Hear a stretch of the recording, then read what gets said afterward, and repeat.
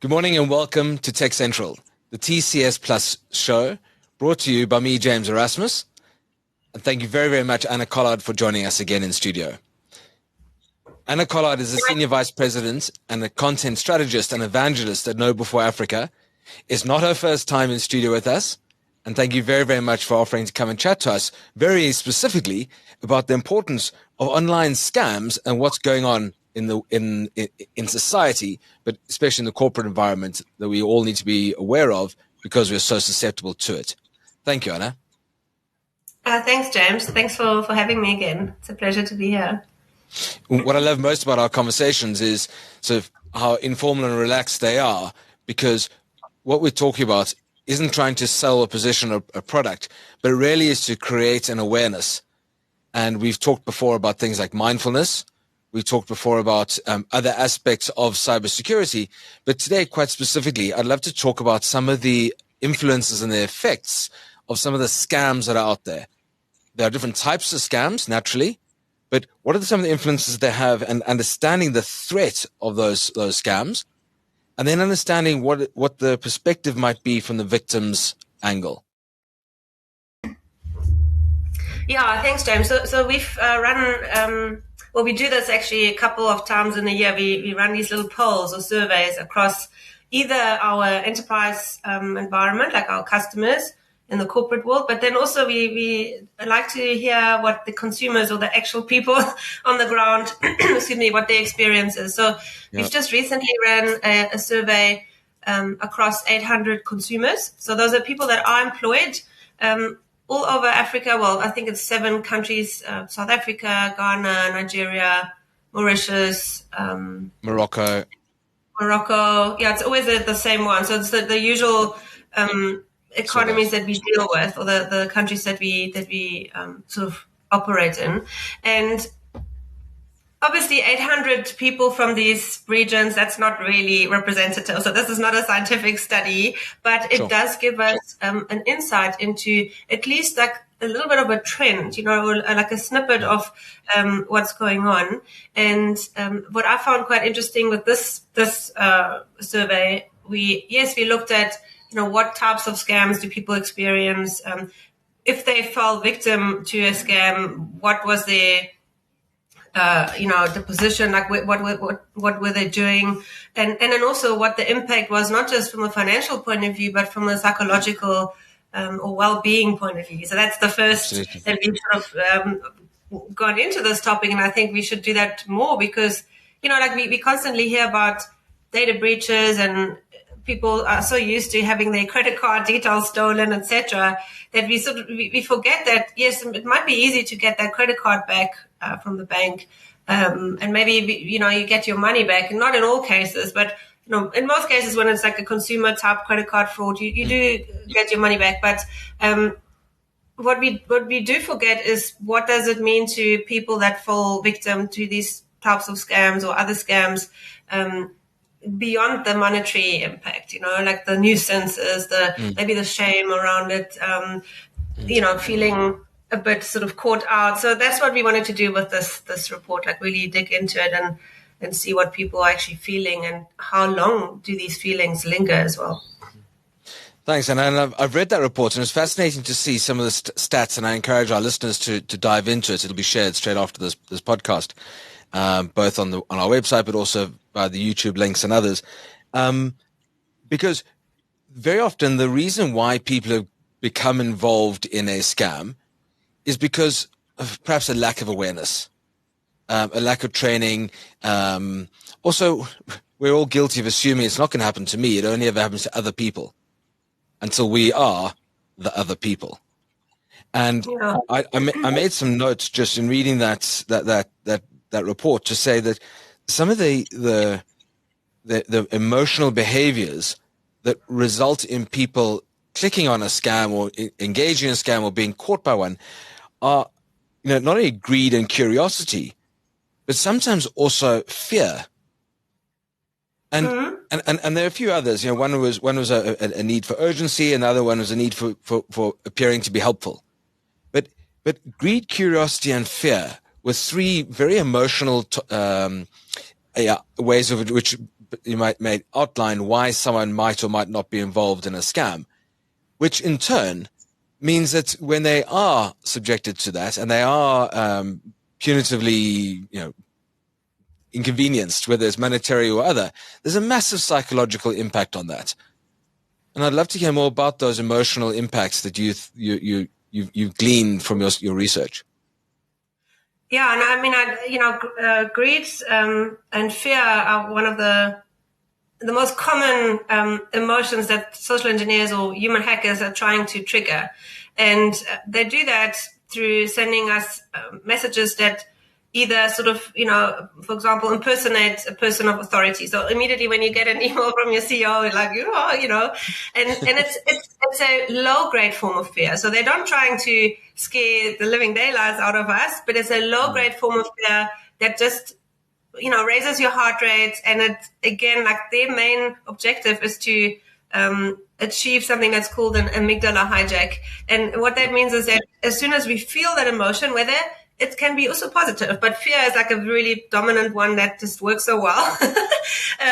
Where, as soon as we feel that emotion, that anxiety, then what happens is that the way we've been built is that our system or our brain structure literally cuts off our prefrontal cortex, so the more critical thinking part, the executive functioning, and we end up reverting, doing things that are very much instinctive and not necessarily in our best favor. Yes, it worked back in the day when we had to run away from the tiger to, act instinctively. But nowadays, these tigers are hidden in emails, and we should not just click on it or react instinctively. And I guess the danger with these kind of emotion-driven attacks, which most of these social engineering attacks work around that.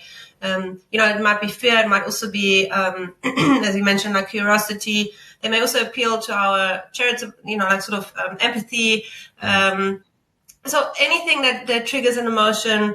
A very popular one that the North Korean hacking groups are using. They actually have a campaign called, Operation Dream Job. So they will use LinkedIn and social media to contact you and make you sound like you're amazing, and there's this incredible job offer or opportunity within your space. So it's very sort of well researched and specific and relevant, and that makes you be more likely, because our ego gets stroked, right? The flattery is another emotion that they use, and then obviously curiosity, and then the greed part of wanting to investigate that potential job. And that's a very successful method that these guys are using to get into particularly privileged accounts, like administrators, IT managers, etc. People that have quite a lot of power in organizations is who they are after, because obviously once they get onto those people's accounts, they can then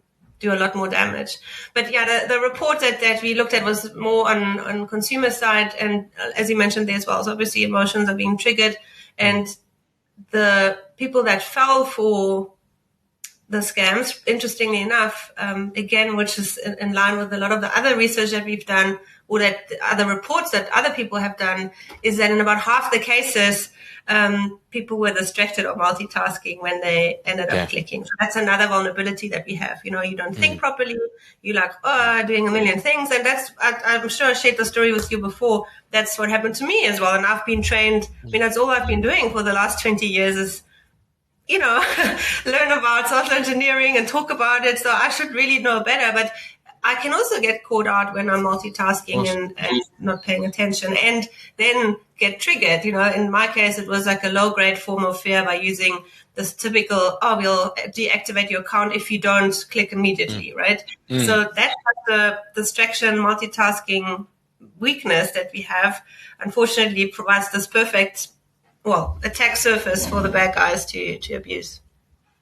And long gone are the days of seeing quite transparently that someone who's trying to hack or scam you has spelling mistakes or a dodgy email address or it's very evidently a lure. They are so intelligent, they're so manipulative, and they're using all sorts of emotional hijacking, I think you refer to it as, and the amygdala hijacking to create a rapport with their target. And that's quite scary, because I think a lot of the times that rapport is closely linked to, as you said, job satisfaction, the workplace, financial implication, banks. There's a massive threat out there, and I think that unless we take a pause and consider the impact of these threats, we're going to fall foul to it. And I think the report indicates that nearly 50% of the people responded had actually been subjected to a financial scam of sorts. Yeah, so obviously those are the more consumer level scams that we ask people to respond to. But yes, the top three are all related to either sort of trying to steal your financial information, get into your banking details, or roping you into a sort of fake investment scam or crypto NFT scam, very popular across Africa. So that's been quite interesting to see how many people actually did, or at least our respondents admitted to falling for these types of scams. So that's quite ripe, particularly with social media and. Look, it depends which country. Interesting enough, like in Nigeria, social media is the number one channel that these scams sort of get distributed, or that people fall for it. And then in South Africa, it's still more email. So it's also interesting to look at the difference by country. But yeah, so they try and get us obviously where we hang out on our social media networks, whether that's LinkedIn or and then also even on Telegram or WhatsApp groups where you receive these.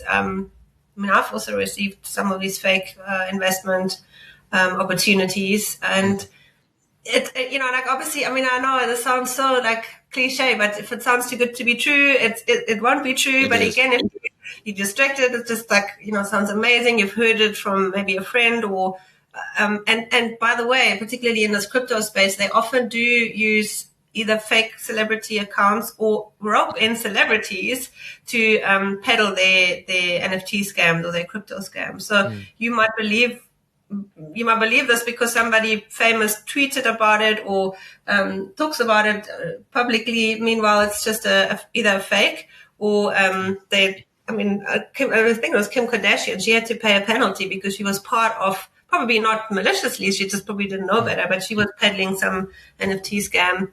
And if you have, I don't know how many million followers she has, but if you have that power, then it's dangerous because you believe, right? You think, okay, well, I believe her. She's a public figure, so it must be legit. And unfortunately, no. Like, you can't believe what's on social media. So your point about legitimacy is we as humans want to trust. We want to create a rapport with people who connect with us. And we expect the best. So in order to protect ourselves from ourselves, we need to work our ways in which we can arm ourselves, defend ourselves, but also just be mindful always of the fact that there's a security cross-check that one needs to do before launching into sharing one's details or clicking on a link. And I know I'm stating the obvious, but sometimes, and I even know that your report talks about the number of respondents who actually were not aware of what scams were. Yeah. They learn what the different types of scams. And unfortunately, that's sometimes the best outcome actually is when you do fall or you nearly get caught out by something, then you are very much aware, like that's the only positive outcome really. That also the respondents sort of said is that, well, at least they're more aware of it and they tell their friends and family about it. But obviously you would want to have that awareness before it happens. Something that also just reminded me, because you mentioned rapport, and this has just been in the press like yesterday or the day before about the MGM Group, which is like one of the biggest casinos in Las Vegas. And tell us. So that's like a massive hotel casino group, I think like the biggest one in Las Vegas. And they fell victim to a ransomware attack where the attackers, all they needed to do was a 10-minute phone call with someone on the inside to rope them into I don't know, like, sharing details or getting onto the environment. And what is so ironic about that is that I've actually just been in Vegas at Black Hat DEF CON, and they have this, what's called a social engineering village, where you learn, these aspiring hackers or security professionals as well. You learn how to use techniques such as rapport building, empathy, over the phone to get your victims to do what you want them to do. So you literally, and was for me, that was the best part of the whole conference, is you go into this room and then you have these competitions of social engineers that sit in a phone booth, and you can hear what they say and what the victim is responding to. And they literally use, these kind of, they call it pretext, like these stories that, hey, I'm calling from IT and I just need to verify a few details. And like, where are you based? What's the weather there? And, oh, no, I'm there. And it's just this human kind of rapport building and appealing to their empathy. And people are just so nice and naive, unfortunately. And you can't blame them, because that's in our human nature. We want to connect with others. And unfortunately, these guys abuse that. So it's, in a way, and it's not a nice thing, but we have to become more radically impolite and unfortunately not trust anything, even if it sounds like it's the nicest person on the other line.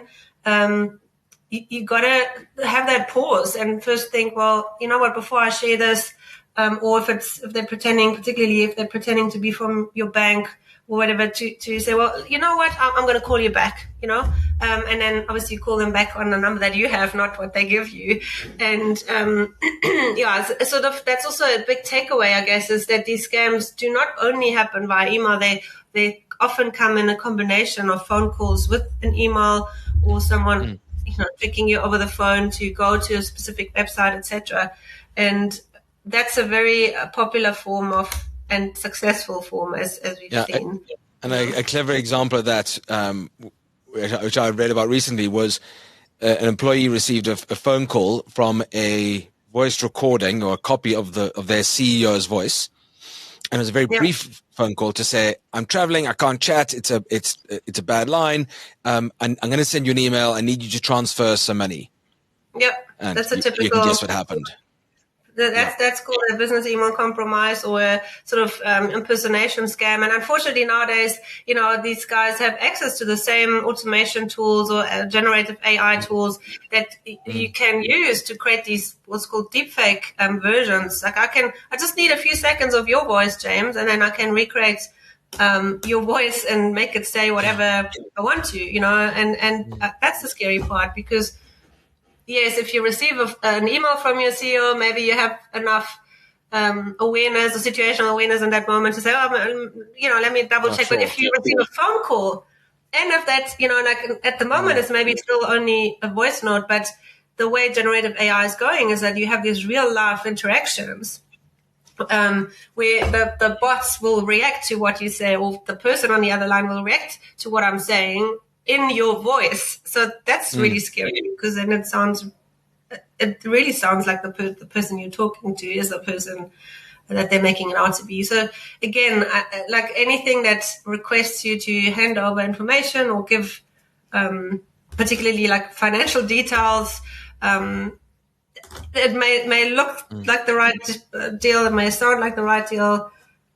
Just put that 6 seconds of breathing, that pause in, to sort of slow yourself down to make sure you don't act on an emotion, and then verify, like, call back out of band communication or something, particularly if it's something related to payments. And as an evangelist and someone who spends as much time as you do training and guiding people on this topic, it's also our responsibility when we are exposed to a potential threat to have those water cooler conversations and to reach out to our colleagues and friends and warn them of the pitfalls. Show them what you experienced and let them learn from potentially, and hopefully not, your own mistakes, but your own experiences that you've managed to avoid. So I think there's a large part of us all being so remote and distracted from each other where we don't find the time to share. And we've talked about time a few instances in this conversation, and part of that time that I refer to is pausing and being more mindful about what's out there. Yeah, exactly, 100%. And you don't even have to fall victim first to share the stories. You may just come across something that you read and you just share it with your friends and family. I'm sure I've used this example before of my mother-in-law, who by now I've made them so paranoid that they always call before they act on anything. And I love it because, and she used that, she had someone calling pretending to be from the bank that she's with. And because of all these data breaches, these bad guys have a lot of personal information about us already, right? So when they call you and they tell you, hey, that's your ID number, your address, your bank account details, I just need to get you to verify something quickly by sharing the OTP that I'm going to send you. It sounds very legit. And she said, Anna, like they had the right accent, they sounded like they were really from Stellenbosch or whatever, and they knew all of this about me, but I didn't do it. I'm like, that's so good. And please tell everybody else about that too. So yeah, definitely I agree. We have to, spread the message and remind ourselves too, because that's the other thing is that you might be aware today, or mindful, but then tomorrow life happens and we forget. So it's important to keep it top of mind. And yeah, so what I was saying is that the mindfulness technique is not just in my view, it's not just a technique to keep us more vigilant, to not fall for scams, but it's also a technique that helps us to just be saner or happier in general in these digital spaces, because we can get manipulated, yes, by scammers, but also by maybe just advertisers, and then end up or people on social media that may trigger us, and then we comment or we purchase things we don't need. So there's so many use cases where being more mindful and bringing that pause and using your emotions in a way as a warning signal rather than an impulse to do something. So what I'm always saying is, like, if you feel anything, and that could also be in your physical senses, if your heart races or you feel just different to your baseline, that could be a sign that you're actually being manipulated or persuaded or tricked into doing something that's not necessarily in your best interest. Whether that's buying stuff you don't need on Instagram, like I sometimes do, or clicking on something malicious, or falling for a scam, in all these cases. Yeah, we should trust our instincts. At the end of the day, we are animals at heart. You don't walk in the wild without looking left and right and behind you, actually. Yes, although, our instincts are also what sometimes make us do stupid things. So 100% agree that we should, your intuition is something you should listen to more closely. But sometimes the instinct is what makes you click because you're getting triggered by fear, right? So what I'm saying is, like, just add that pause. So before you feel something and then you think you have to act on it immediately. Like, I'm scared, I need to click.